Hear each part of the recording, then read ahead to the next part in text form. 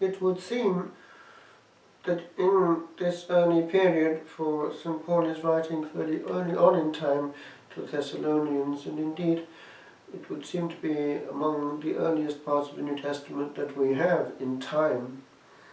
There was this feeling in the air that the Lord was going to return quickly, the imminence therefore of the parousia, and it was felt that therefore other things could be, as we would say, put on a back burner. Work didn't matter. Well, actually it did, and St. Paul has to address the issue. And it is something that applies also to us. The Lord does want us to work, and we each have our sector, and it must be done well.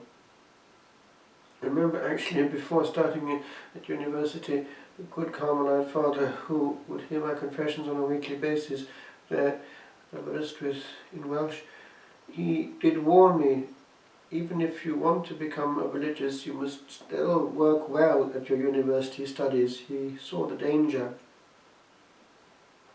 Therefore, anything we do for the Lord and well, but not in such a way, this is the teaching really of the imitation of Christ,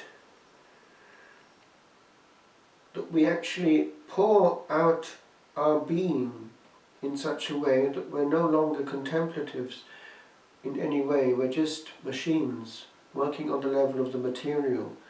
That can actually happen in the monastic life even, and we can lose the optic of what we're there for. Proof, if a machine doesn't work, is the reaction so strong that grace is lost and even bad language is used. What's going on there? It all has to be done in the presence of God.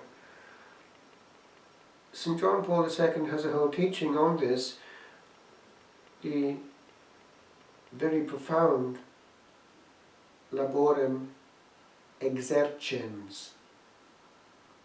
He teaches that whatever the category of work, it can be done in union with the Creator, for we have stewardship over a part of His creation, each his own. That part of the work in the Lord's vineyard must be done well, but in union with the Creator. He goes into different categories of work. The agricultural worker depends entirely, physically, on the Creator and works hand in hand with Him to make that part of creation bear fruit for Him and with Him. But each has his sector. In the monastic life, one is taught that the actions that one does are very ordinary, but what is not seen is the extraordinary interiority with which it is done. The problem can be if one is in the monastic world asked to work next to a secular worker, and that can happen, and that's a bit difficult. It's two worlds they're meeting, because one might talk and the other might not. One might have bad language and the other might not have language at all, and it's not really fair.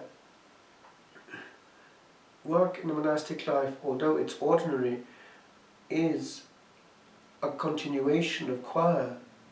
There is no moment in which one is not in contemplative mode. And the advantage of simple, manual, repetitive work is that it allows the soul to take off and be in union with Jesus.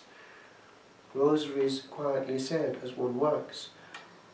The more mentally demanding the work is, for instance on a computer, the more difficult it is to maintain that. And the more precisely one can get into that mode of which I spoke at the beginning, of draining oneself completely and going into the work that one is doing without engaging with the Lord. But whatever one's work, it is important that time be spent in calm mode, and that is the key. A certain serenity, that is one moment at a time, and in it doing that of the moment. If one lives 2 moments in one, all is lost. And therefore, that reception of the moment as it comes, it gives peace, for anxiety destroys interiority. One can't handle all that in the brain in one go, and wasn't meant to. The Gospel warns against hypocrisy. I was talking some years ago, actually here, to an Italian lady who was on retreat, and she was coming out with things which were quite alarming, going on in her area, an industrial area in the north of Italy, where there was a very beautiful choir in the parish, but she had picked up there was stuff going on there between the choir leader, the choir master, and a young girl in the choir. I think actually she was underage, and had had not one but 2 abortions as a result of his misbehaviour. And yet this beautiful music was being created for the Lord, question mark. It's precisely what the Lord is attacking here. Whitewashed tombs. There can be no praise unless the heart is in obedience. We can't throw dust into the eyes of the Maker by apparent beauty. He doesn't accept external beauty alone. And therefore a simple worship with heart and soul sometimes can be more pleasing to the one that we're trying to please.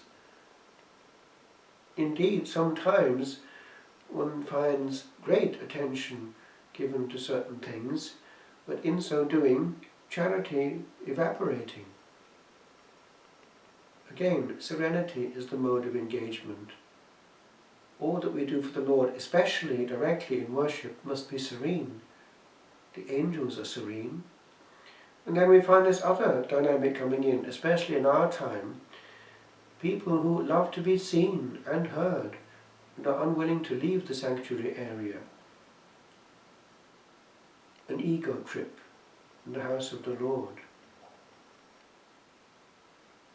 Sometimes one wonders if people who are insisting all the time on being seen and doing certain ministries were to ask whether they should be there in the first place, there might actually be more interiority in church. Hijacking the house of the Lord and His praise for our own ends.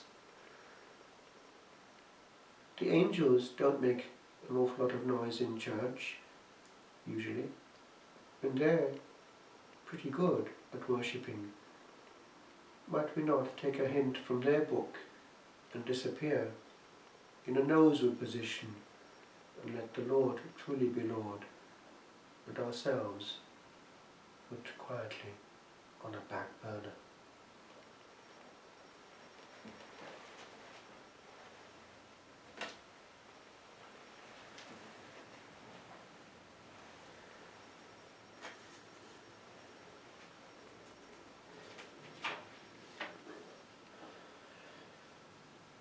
Let holy charity mine outward vesture be, and the lowliness become mine inner clothing. True lowliness of heart, which takes the humbler part, and all its own shortcomings weeps with loathing. And so the yearning strong, with which the soul will long, shall far outpass the power of human terror.